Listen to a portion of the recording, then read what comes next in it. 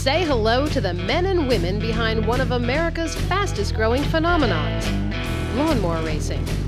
For this group of weekend warriors, it's more than just a sport, it's a way of life. Come along as we pack up the mowers and hit the road for some adventure, competition, and plain old fun.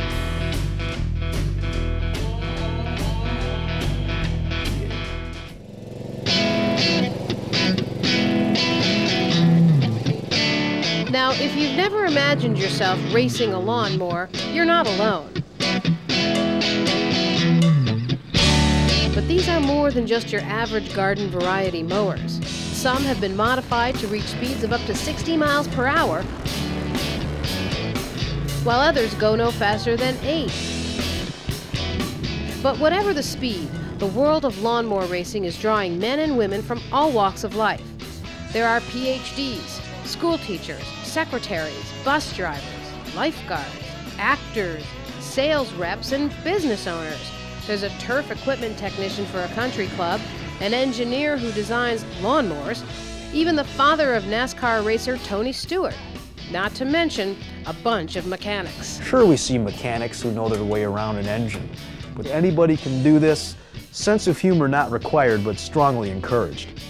If you had to boil it down to the one thing lawnmower racers had in common, it would be that they all love to tinker. There's something about the smell of grease and the roar of an engine that gets their mowers going.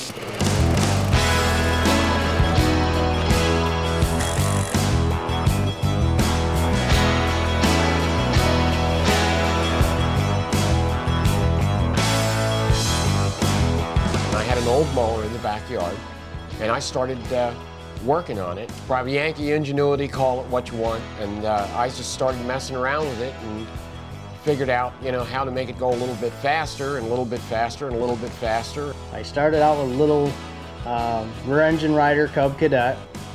We did a little gearing here and there, and I thought it was the fastest thing since sliced bread. And I tore out of the garage in a big hurry and a yippee-hi-ho, and away I was gone. We gotta tinker with them. We can't leave well enough alone.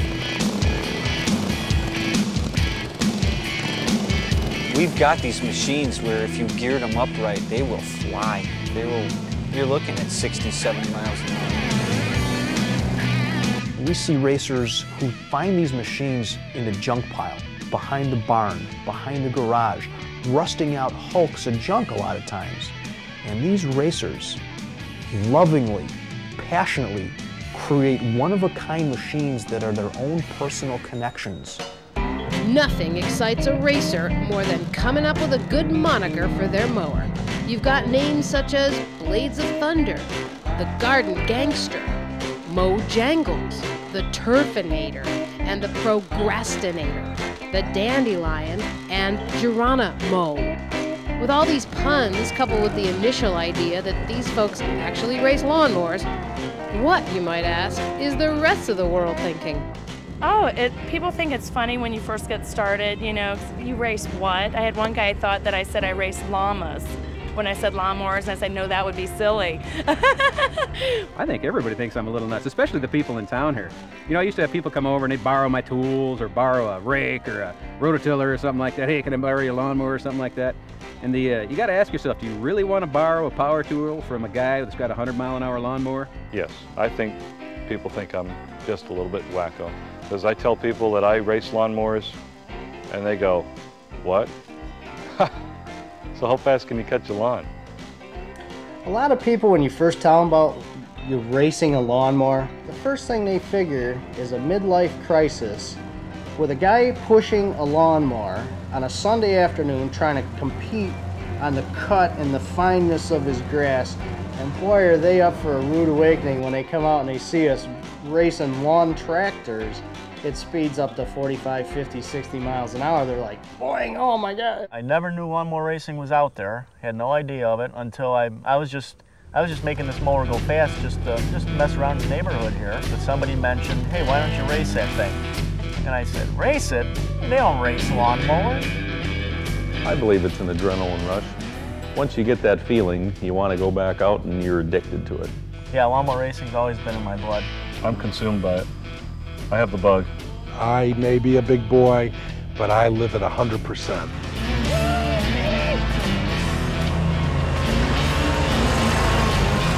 It's the #1 sport in this household. I always get cold chills when I win and go across the finish line. Bobby Cleveland has taken over the lead again. It hasn't got any less exciting to me to win.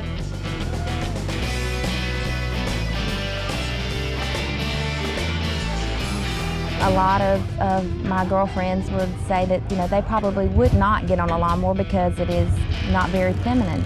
But it's something that I enjoy, and I don't feel that it takes anything away from my womanhood. I'd race anything with tires on it. I'd race a pencil if I could figure out how. That's my favorite thing to tell people.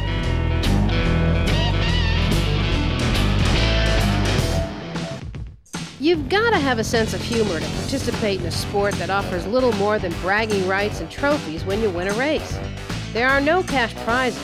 You don't get your picture on a box of cereal, and no one's going to stop you at the grocery store and ask you for your autograph.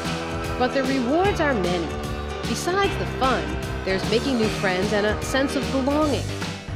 It's been almost a spiritual type experience for me. It's simply because I've come in and I've become a piece of the puzzle.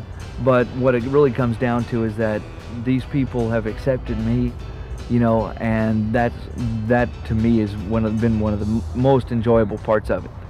Lawnmower racing has hit a chord with people for so many reasons, which all make sense. First of all, we Americans love to race anything. And we love our lawns. And most of us know lawnmowers. The smell of the grass. Your mom and dad back when you were little cutting that grass on a summer evening. You put those things together and it all makes sense for lawnmower racing.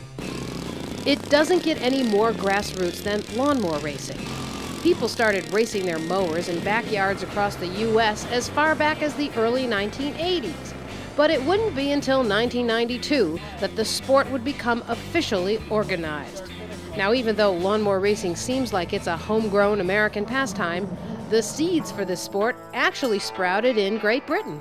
Well, the oldest lawnmower race that we know of started back in 1973 at Whisborough Green, England, West Sussex County in the United Kingdom. Mr. Jim Gavin, the king dog daddy of lawnmower racing, and some of his cohorts were sitting around lamenting the escalating costs of motorsports at a pub called the Cricketer's Arms. And they said, wait a minute, what can we race?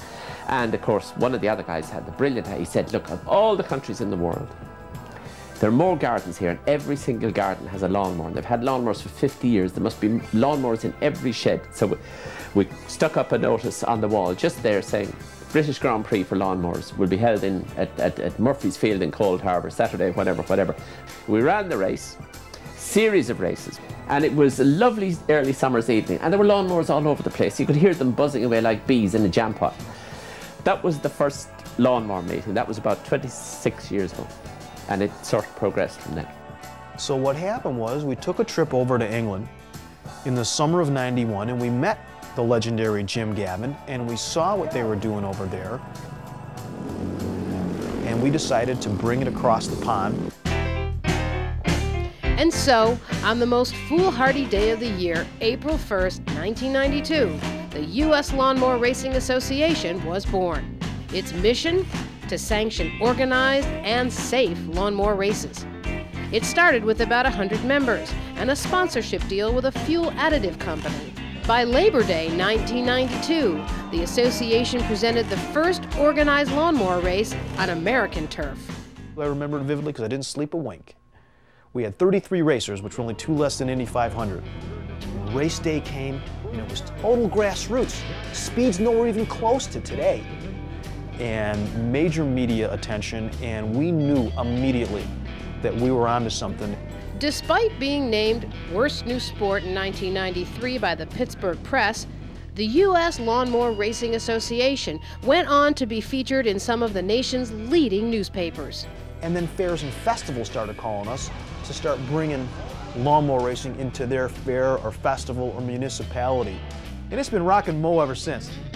By the year 2001, the United States Lawnmower Racing Association had grown to over 700 members, and there were now up to 16 regional races taking place each season in cities and towns all across the country.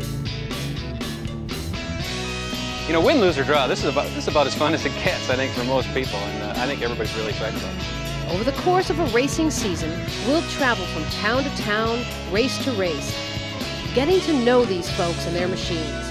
These are their victories and their defeats. These are their stories.